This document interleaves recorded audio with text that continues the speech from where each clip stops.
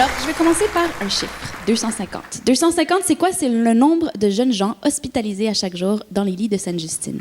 Et il y a un réel besoin pour ces jeunes de pouvoir compléter et récolter de l'information qui est en fait une auto-évaluation. Parce qu'actuellement, il y a beaucoup d'infirmières, d'auxiliaires, de docteurs qui passent et qui récoltent toutes ces informations pour eux, mais il n'y a pas encore de système mis en place qui permet aux jeunes de vraiment s'exprimer, de dire comment eux, ils perçoivent leur guérison et de pouvoir l'échanger et le partager avec les docteurs. C'est là que HuMotion rentre.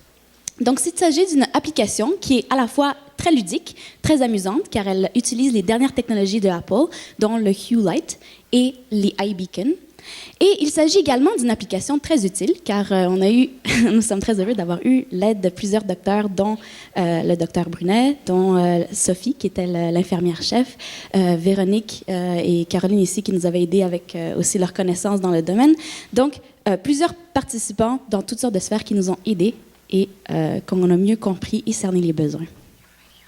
L'expérience de l'enfant, elle commence à l'hôpital le jour 1, lorsqu'il apprend qu'il y a un diagnostic ou qu'il va discuter avec un spécialiste. Et elle se poursuit lorsqu'il va être hospitalisé, durant sa rémission, et même lorsqu'il retourne à la maison. L'application va l'accompagner du début à la fin. Donc, il y a plusieurs bénéfices bien évidents. Et pour la commercialisation, il s'agirait d'une application publique qui est ouverte à tous de la maison, avec un Apple Store, et d'une également licence qui serait disponible pour les hôpitaux afin d'intégrer dans leur système une expérience enrichie. Donc, voici l'expérience en hôpital.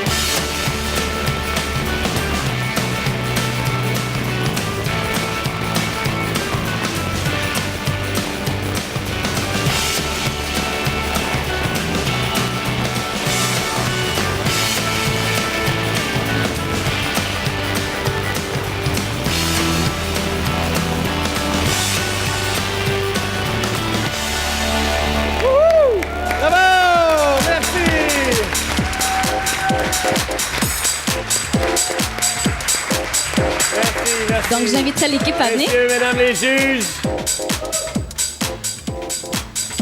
Oui, moi j'ai une question. Félicitations. Moi, je suis ici à titre de présidente des usagers. Alors, est-ce que vous avez dans l'interface une section sur la satisfaction ou c'est simplement comment je me sens, comment je vais? L'objectif actuel, c'est vraiment de capturer. Donc, on a vraiment regardé qu'est-ce qu'il y avait dans les tournées médicales, donc les douleurs, les émotions, l'alimentation, la mobilisation, le sommeil, donc les choses qui revenaient souvent. Il n'y a rien qui nous empêche de rajouter des volets. La satisfaction. Ça, c'est le parent, j'imagine. Hein? Oui, il y a il y a différentes catégories d'âge qui vont être développées. Donc, celle-ci, c'était pour les 5 à 6 ans. Mais évidemment, ça peut être beaucoup plus sophistiqué ou beaucoup plus simple si un enfant reconnaît 2 émotions de base, très heureux et moins heureux. Mais on pourrait aller comme ça aussi.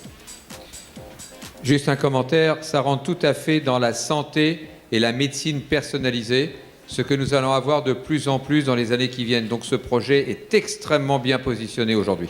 Merci. Et c'est vrai pour les soins ambulatoires aussi?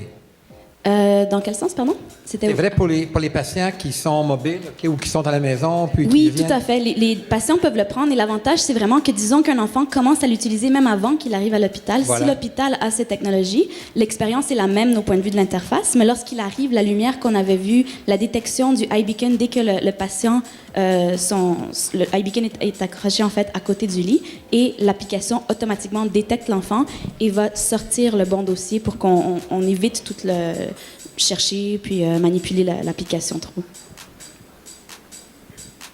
D'autres questions?